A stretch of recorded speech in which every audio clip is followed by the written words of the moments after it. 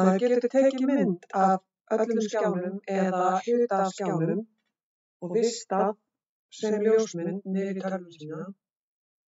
Og það er gert með því að halda Windows og Shift-takkanum, Shift-takkin er sá sem maður gerir stóra stafi með, halda þeim báðum niðri og ýta á S.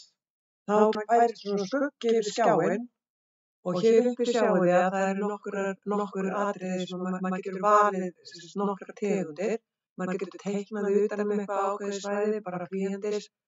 Maður getur valið inn í einhvern glugga og maður getur valið allan skjáinn.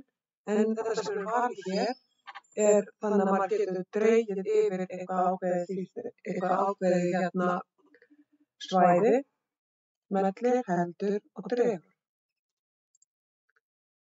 Þá myndast mynd, hún oftast kemur hún hér upp á þessum litlum glugga og við smellum einfaldlega á þetta og hér getið þið bara vistað með því að ýta litla disklinginn, smellið á, þá kemur Windows-glugginn ykkar og þið farið inn á ykkar svæði á this PC, veljið ykkar nafn og farið inn í ykkar möppur.